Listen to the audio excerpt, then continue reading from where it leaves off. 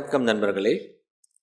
Home care products, cleaning products, குறிப்பாக இந்த liquid detergent, dishwash gel, soap oil இதெல்லாம் பண்ணும்பொழுது சால்ட் அதிகமாக ஆட் பண்ண திக்னஸும் அதிகமாகுமா அப்படின்னு சொல்லிட்டு இன்றைக்கி பதிவில் நம்ம டிஸ்கஸ் பண்ணலாங்க.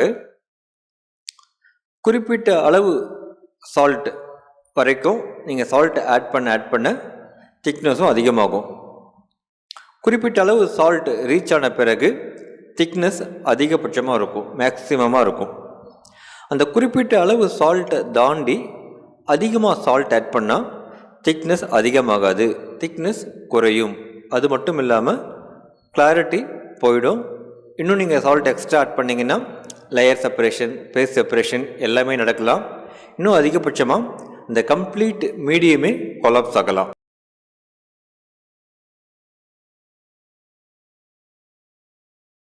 அந்த குறிப்பிட்ட அளவு சால்ட் எதை பேஸ் பண்ணி இருக்குது, அதை எப்படி நிர்ணயிக்கிறது அப்படின்னா, நம்ம மொத்தமாக எவ்வளவு வாட்டர் பயன்படுத்தி இருக்கிறோம் அந்த ப்ராடக்ட் பண்ணுறதுக்கு, அதில் எத்தனை சர்ஃபேக்டன்ஸ் நம்ம போட்டிருக்கோம், என்ன சர்ஃபேக்டன்ஸ் போட்டிருக்கோம், எவ்வளவு குவான்டிட்டி போட்டிருக்கோம், என்ன சால்ட் நம்ம பயன்படுத்தியிருக்கோம், இதெல்லாம் பேஸ் பண்ணி அந்த சால்ட்டோட அளவை நாம் நிர்ணயிக்கலாங்க. ப்ராக்டிக்கலாக சொல்லணுன்னா நம்ம வாட்டர் எடுத்துக்கிட்டு அதில் எல்லா சர்ஃபேக்டன்ஸும் அந்த ஃபார்முலாவுக்கு நம்ம என்ன சர்ஃபேக்டன்ஸ் பயன்படுத்துகிறோமோ அந்த சர்ஃபேக்டன்ஸ் எல்லாம் போட்டு முடித்த பிறகு, அதே அளவு போட்டு முடித்த பிறகு இந்த சால்ட் சொல்யூஷன் நம்ம எடுத்துக்கணும். டைல்யூட்டடாக சால்ட் சொல்யூஷன் நம்ம எடுத்துக்கணும். ஸோ சால்ட் சொல்யூஷன் கொஞ்சம் கொஞ்சமாக ஆட் பண்ணி மேக்ஸிமம் திக்னஸ் எப்போ வருதோ அப்போ ஸ்டாப் பண்ணிடணும். ஸோ இதுதான் ரேஷியோ. அந்த குறிப்பிட்ட ரேஷியோவில் தான் திக்னஸ் அதிகமாக இருக்கும். சால்ட் அதிகமாக போடுறதுனால திக்னஸ் அதிகமாகாது ஒரு குறிப்பிட்ட அளவுக்கு மேலே.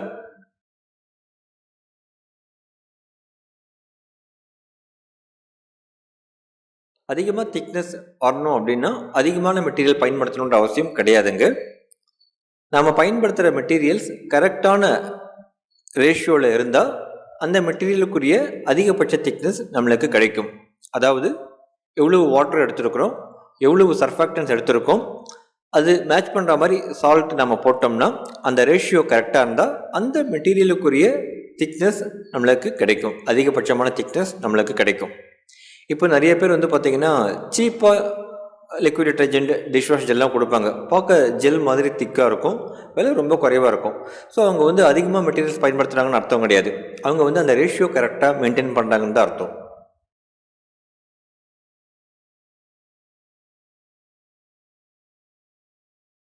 மெக்கானிசம் நம்ம சிம்பிளாக புரிஞ்சுக்கிறதுக்கு ட்ரை பண்ணலாங்க. இதில் 4-5 மெக்கானிசம் காம்பினேஷனாக இருக்குது. ஒரு சிம்பிள் பாயிண்ட் மட்டும் நம்ம புரிஞ்சுப்போம். வாட்டர் எடுத்தாச்சு, அதில் சர்ஃபேக்டன்ஸ் போட்டாச்சு, அது எல்லாமே வாட்டரில் கரைஞ்சிடுச்சு. மறுபடியும் நம்ம சால்ட்டை போடுறோம்.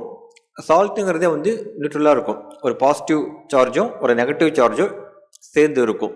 ஸோ நம்ம வாட்டரில் ஆட் பண்ணும்போது அந்த பாசிட்டிவ் சார்ஜ், நெகட்டிவ் சார்ஜ் ரெண்டுமே அயான்ஸாக மாறி வெசல்லீஸ் ஃபார்ம் பண்ணும் சர்ஃபேக்டன்ஸ் கூட.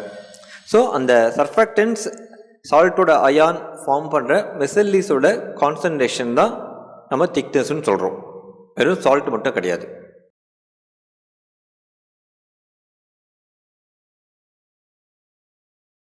கன்க்ளூஷனாக நம்ம 3 பாயிண்ட்டை புரிஞ்சுக்கலாங்க.